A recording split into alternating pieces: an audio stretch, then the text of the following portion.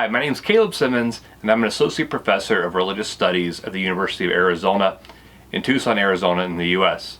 Today I'll be taking you through some of my research about the celebration of Dasara, part of the larger Navaratri or 9 nights of the goddess festival in India. In the fall of each year, in the Hindu month of Ashwin, that typically correlates with the months of September or October, throughout India, people celebrate the autumnal festival of Navaratri. Navaratri, a Sanskrit word that literally translates to 9 nights and refers to the festival to the Hindu goddess that spans 9 nights and culminates on the 10th day, known as Vijayadasami, or the 10th day of victory. The 9-night, 10-day festival is known by many names in various parts of South Asia, including Durga Puja, Dasain, Dasara, and even Ram Lila. And it's celebrated in diverse ways throughout different regions, incorporating local practices and beliefs into its ritual repertoire. As one of the most widely celebrated festivals in South Asia and in South Asian diaspora, Navaratri is a time of merriment and is often compared to extravagant celebrations of Christmas in the West. One of the largest celebrations of Navaratri is in the city of Mysore, where it is known as Dasara. Mysore is a city of roughly 1 million people and is located in the modern Indian state of Karnataka. Mysore is known for its influence in the arts, including song and dance, and the Mysore style of painting. It is also famous for its production of silk and sandalwood.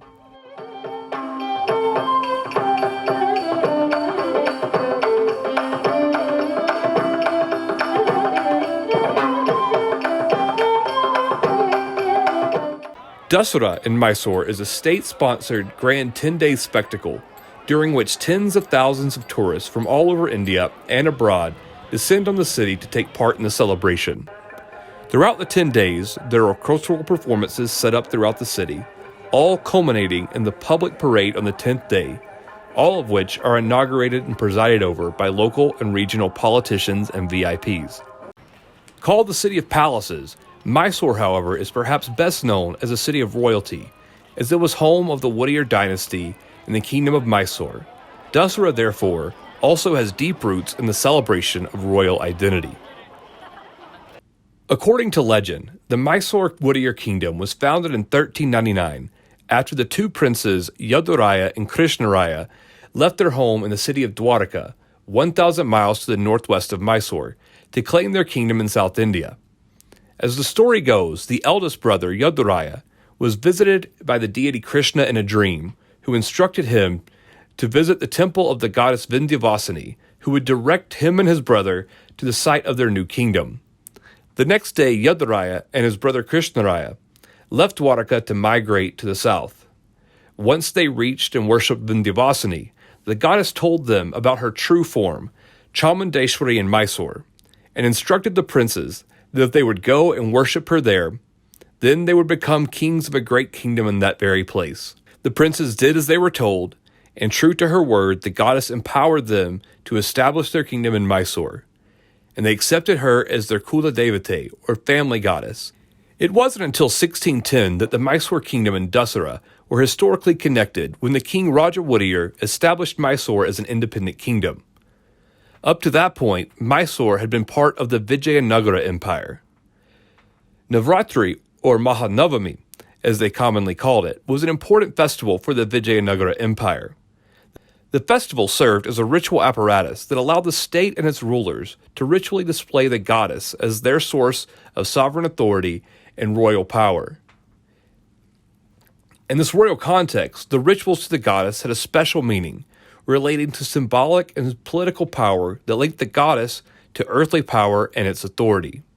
In the Srimad Maharajavara Vamshavali, a Kannada history of the Whittier dynasty from the court of Mysore, the growth of their kingdom was connected to Raja Whittier's celebration of Dasara in 1610. In this context, the festival became a celebration that exemplified the overlapping spheres of sovereignty between the Mysore Maharaja, the earthly sovereign, and the goddess, the cosmic sovereign, and authorizer of the Maharaja's power on earth. This can be seen in the performative worlds that connect the rituals of the temple and the palace during Navaratri. One of the most important rituals in the Hindu religious world is the practice of darshan. Darshan, which can be translated as sight or seeing, is a central practice in Hindu temple practice, where the devotee looks at the deity and the deity looks back at their devotee. Darshan, which can be translated as sight or seeing, is a central practice in Hindu temple practice, where the devotee looks at the deity and the deity looks back at their devotee. In this action, the two exchange not only a glance, but just as the devotee displays their love for the deity with their gaze, the power and blessings of the deity are transferred to the devotee through the ritual visual exchange. The act of darshan is also a central component of Navaratri. Twice a day, both the goddess and the king perform analogous rituals in which they provide their subject devotees with an opportunity for darshan. For the king, this takes place twice daily, in the morning and in early evening, as he convenes his court or darbar, during which courtiers and the public can see, that is, take darshan of the king. The Dasara darbar is still practiced in Mysore. Here we see the darbar of the late Maharaja Shrikantadatta Narasimharaja Warrior. The modern darbar reflects many of the same practices as the medieval period, like the display of the royal sword and the encomia or honorifics that exalt the military victories of the Maharaja's line. These are mixed with innovations from the colonial period, like the simhasana or lion throne, made of pure gold, and the courtiers' uniforms. Also like the medieval practice of the Dasara darbar, these daily events provide opportunities for the Maharaja to acknowledge and bestow gifts on his courtiers, which are now just ceremonial positions held by the descendants of those that used to hold these hereditary positions in the medieval court. At similar times in the morning and early evening, the Utsava Murti, or festival image of the goddess Chamundi, leaves her temple that is located on top of Chamundi Hill to provide a public viewing for her devotees and the subjects of her metaphysical realm, including those who traditionally could not enter the temple because of caste and purity regulations and restrictions. Each day throughout the festival, the goddess takes on the form of a different matrika from Devi Mahatmya as she mounts a different vehicle for her procession. Each evening procession, the goddess holds court in the Dore or royal mantapa outside her temple. Here, like the Maharaja's darbar, the members of the goddess's court, including the temple priests and workers, come forward as she acknowledges them and bestows the gift of her power or Shakti upon them. Evident in these analogous rituals, at multiple times each day throughout the festival, the performative worlds of earthly and metaphysical sovereignty align as the king and the goddess provide darshan for their subjects. As the festival continues, there are several more important ritual performances that speak to the power of royalty, specifically their martial abilities. The seventh night of Navaratri, a night known as Kalaratri, is a special celebration of the goddess in her fierce form as Chamundi, the slayer of the buffalo demon.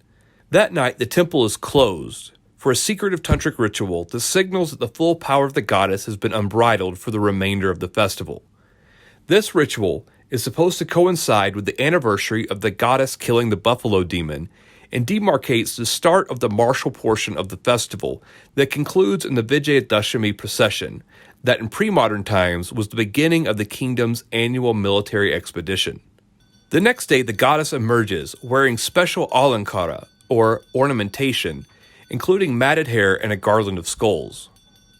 During her procession on this day, the entire entourage stops again at the Dore Mantapa for a special puja. Here we see the special puja performed by the head priest of the Chamundeshwari temple, Shashi Shekhara Dikshita.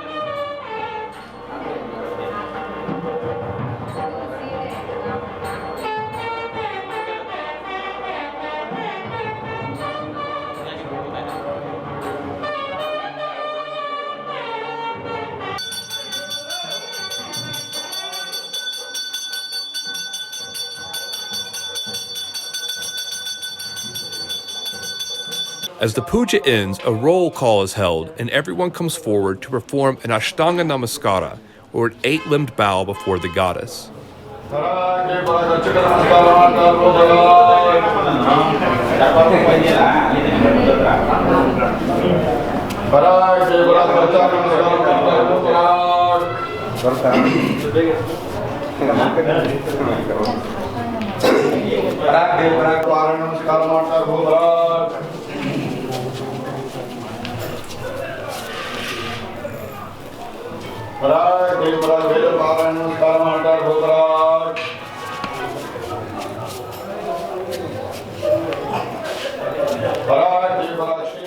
The next or ninth day is Ayudha Puja, or the worship of weapons, which fully displays the shift to the military emphasis for the palace as well. The public portion of the day begins with the king worshipping the dynasty's traditional weapons in front of a mural of Rama and Lakshmana from the Ramayana, who perform the same Ayudha Puja ritual in front of the goddess. Perhaps this painting is even a double entendre that also shows the puja performed by the warrior brothers Yaduraya and Krishnaraya at the establishment of the Mysore kingdom.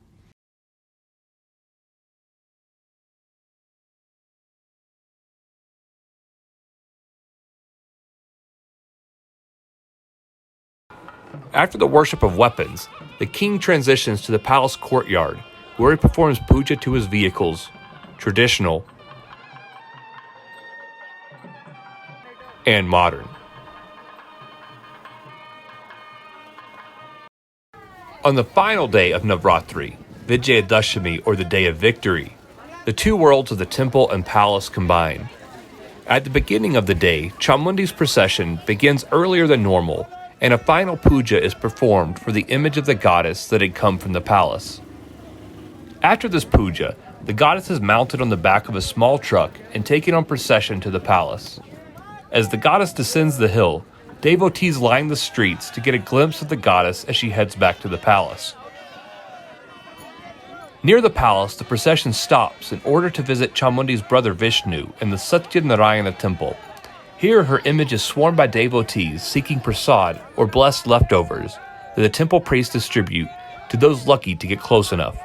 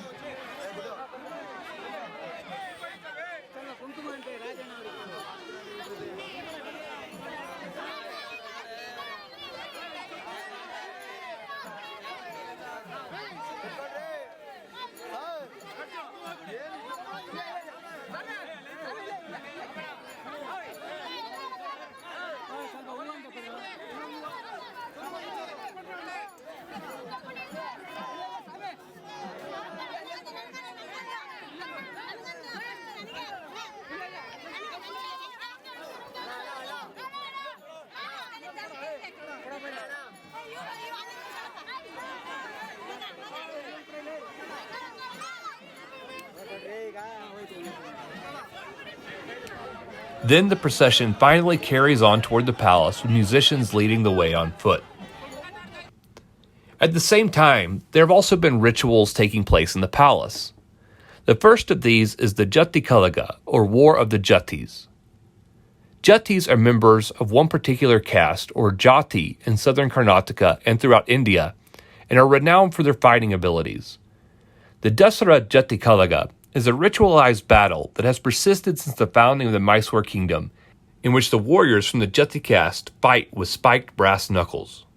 Nowadays, it is a privilege to be picked for this ritualized war, and men who work normal day jobs and with no formal training will represent their jati castes. In order to enter into the ritualized state, the fighters must undergo preparations early in the morning.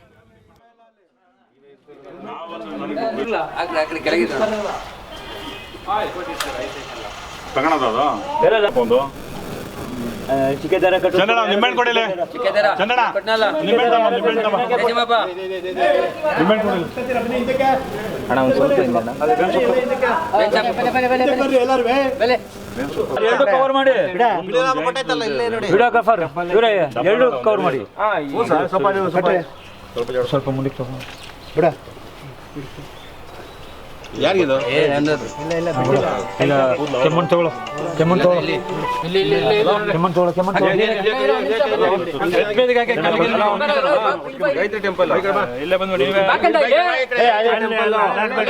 ಎದ್ದೇಳ್ಬೇಡ ಅಲ್ಲೇ ಎದ್ದೇಳ್ಬೇಡ ಸುಮ್ಮನೆ ಜಯಸಿಂಹಣ್ಣ ಸುಮ್ಮನೆ ನೀನು ಸುಮ್ಮನೆ ಇರ್ಬೇಕು ನೀನು ಅಕ್ಕ ನೀರಕ್ಕ ನೀನು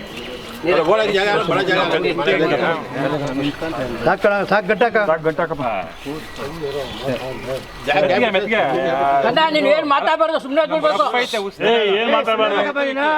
ಏನ್ ಮಾತಾಡಬಾರ್ದು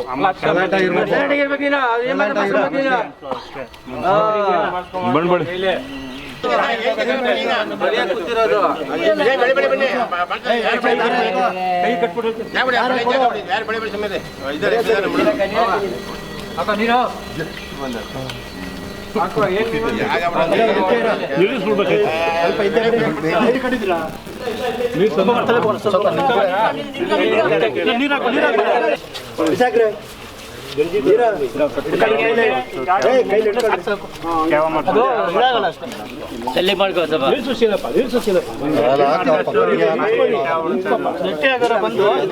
ನೋವು ಎಷ್ಟು ಎಳೀತೆ ಗೊತ್ತಾ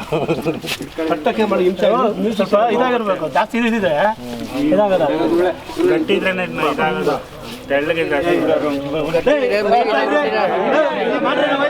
ಕೆಳಗಡೆ ಗಂಟೆ ಸರಿ ಸರ್ ತಲೆಗೆ ಹಾಕು ನನಗೇನು ಬೇಜಾರಿಲ್ಲ ತಲೆಗೆ ಇದ್ದಷ್ಟು ಒಳ್ಳೆ ಮಣ್ಣು ತಲೆಗಿದ್ರೆ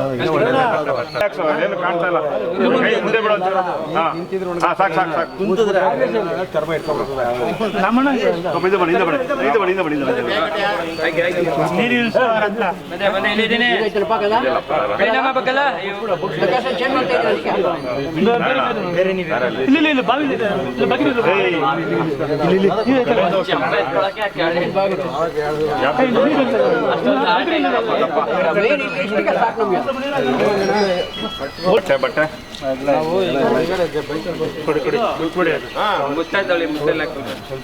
ಕೆಳಗಿಡ್ಬೇಡ ಕೈಲಿ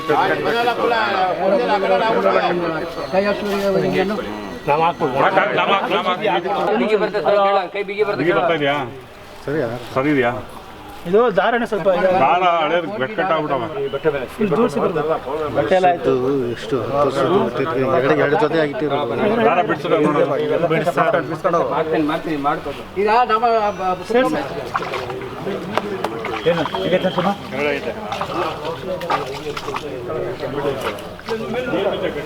ಕ್ಲೀನ್ ಆಗ್ತದ ಹಿಂದೆ ಮುಂದೆ ಎಲ್ಲ ಕ್ಲೀನ್ ಆಗ್ತದ ಕೈ ತೊಳ್ಕೊಳ್ಳೋ ಚಿನ್ನದ ಉಂಗುರ ಹಾಕ್ಬಿಟ್ಟು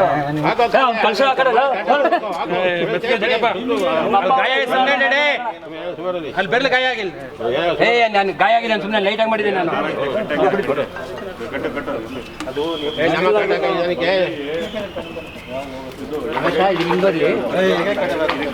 ಬರ್ಲಿ ಬರ್ತಿದ್ದಲ್ಲ ಎಲ್ಲಾರು ಕೈ ಮಾಡ್ಕೊಳ್ಳೋದು ಬೇಡ ಯಾಕೆ ಒಬ್ರು ಮಾಡ್ಕೊಳ್ಳಿ ಸೆಂಟ್ರಲ್ ಕೆಂಪು ನಾವು ಬರಬೇಕು ಸೆಂಟ್ರಲ್ ಕೆಂಪ್ ಬರ್ಬೇಕು ವೈಟ್ ಪಟ್ಟಿ ಮೇಲೆ ಕೆಂಪು ಬರುತ್ತೆ ನಯಾ ಕರ್ತಾ ಹೇಗೆ ನೈ ಕರ್ನ ಅದ್ರ ಮೇಲೆ ಕೆಂಪು ನೋಡು ಟ್ರ್ಯಾಕ್ ಇದೆ ಜಟ್ಟಿ ಕಾಳಗದಲ್ಲಿ ಭಾಗಿ ಆಗ್ತಿರೋದು ಕಾಣ್ತಾ ಇದೀವಿ. ಈಗ ದೃಶ್ಯದಲ್ಲಿ ನೋಡ್ತಾ ಇರೋಂಥದ್ದು ಇವರು ಚನ್ನಪಟ್ಟಣದ ನರಸಿಂಹ ಜಟ್ಟಿ ಅಂತೇಳಿ ಇವ್ರನ್ನ ಈಗ ಮಾತಾಡಿಸ್ತೀನಿ. ಅವರು ಇದು ಎಷ್ಟನೇ ಬಾರಿ ಮಾಡ್ತಾ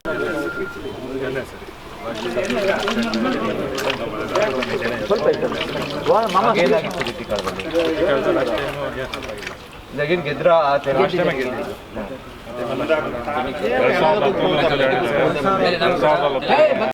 ಸರ್, ಈ ಒಂದು ಜಟ್ಟಿ ಕಳಕ್ಕೆ ಹೇಗೆಲ್ಲ ತಯಾರಿ ಆಗಿದೆ? 6 ತಿಂಗಳ ಮುಂಚೆ ಇವರು ಕೃಷ್ಣ ಇನ್ಸ್ಟ್ರಕ್ಷನ್ ಕೊಡ್ತಾರೆ. ಇನ್ಸ್ಟ್ರಕ್ಷನ್ ಕೊಟ್ಮೇಲೆ ಸಾಕು Srinivasa ಹಿಡ್ಕೊಂಡ್ಬೇಡ ಆಗೋಯಿಂದ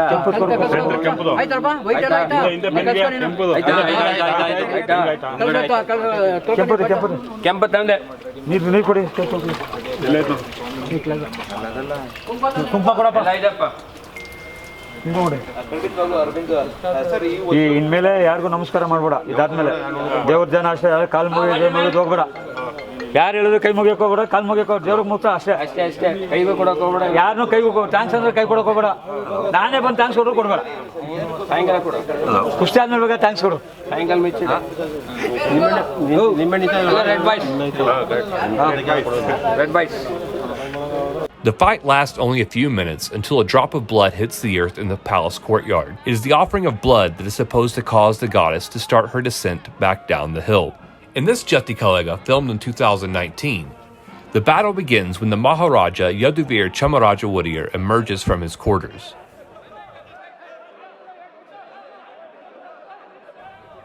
Quickly, one of the two battles is resolved when the boxer is struck behind the ear.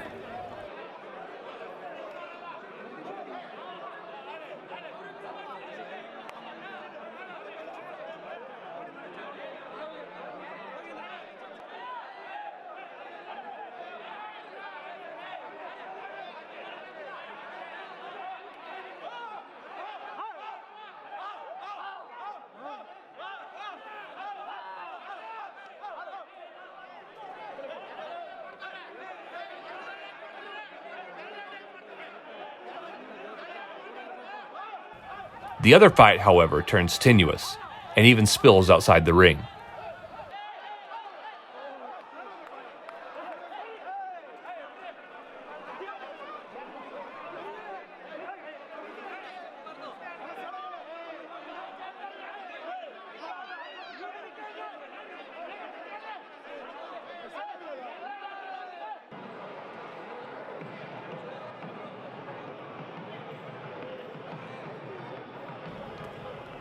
Some of the fighters are pleased with their performance,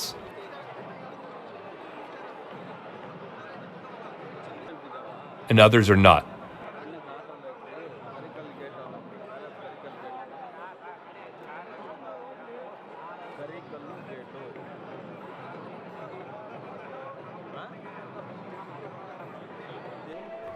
But within the ritual world of Dasara, both defeat and victory are necessary. When the ritual is completed, the Jatis can once again bow to others, starting, of course, with the Maharaja. At the completion of the Jati Kalaga, and as Chamundi descends down the hill, the Maharaja proceeds to the Bhubaneswari temple inside the palace fort to conduct puja to the bunny tree.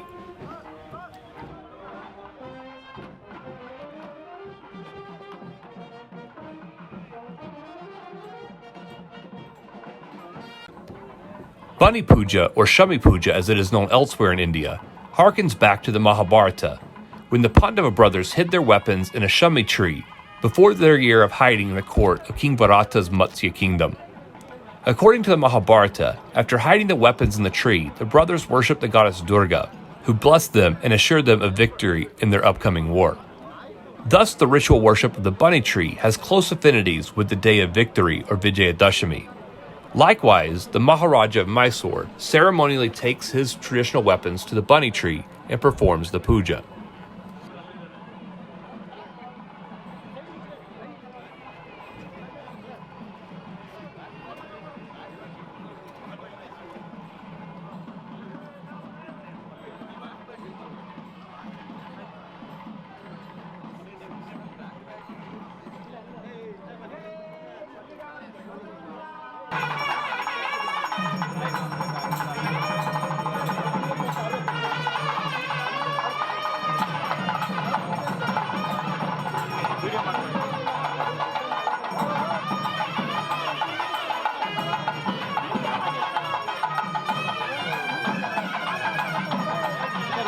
ಮೇಲ್ಗಡೆ ತೆಗಿರಿ ನೋಡಿ, ಇಲ್ಲಿಂದ ತೆಗಿರಿ ನೋಡಿ.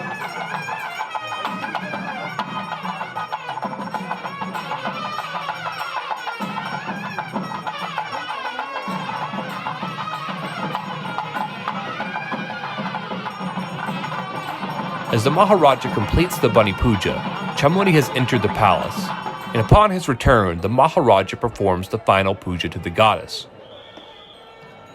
In pre-modern times, this puja would be the highlight of the 10-day festival, and through its performance, the power, particularly the military power of the goddess, would fill the Maharaja, as well as serve as the public display that the goddess granted the king sovereignty over his earthly domain. After this, the king would mount his elephant and lead a parade displaying his grandeur and might as he led the armies out for conquest. Now, however, the puja is adumbrated and relatively private.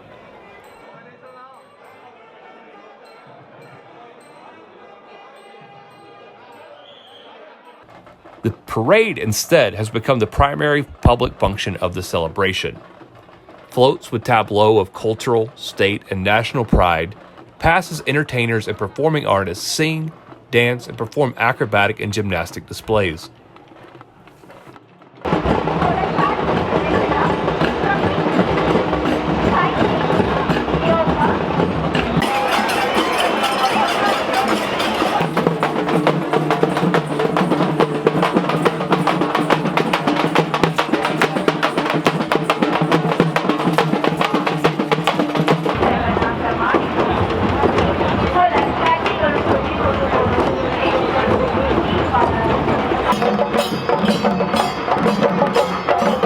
The highlight and the culmination of the parade is the Jambu Sawari, or elephant procession.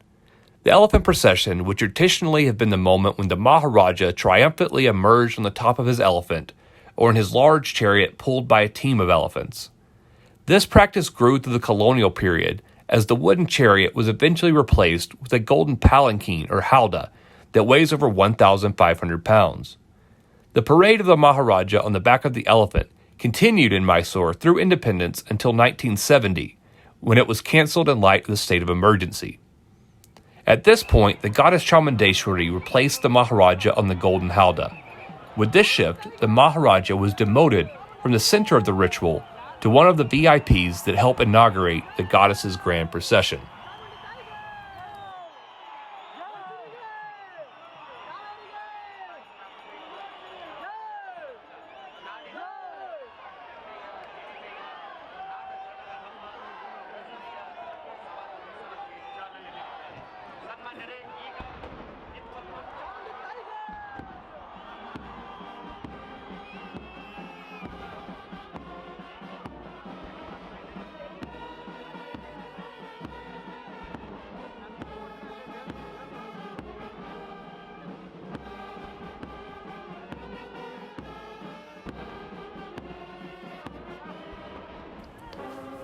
Over the course of time, Mysore's celebration of Dasara and the relationship between sovereignty, power, and its displays evolved along with the shifting dynamics of political systems and the changing roles of its actors. What remains, however, is the function of Dasara and Navaratri for the articulation and display of power and importance. While they are now removed from one another, and their Dasara rituals happen in very different physical spaces, the significance of the analogous relationship between the goddess and the king has persisted into the contemporary celebration of the festival.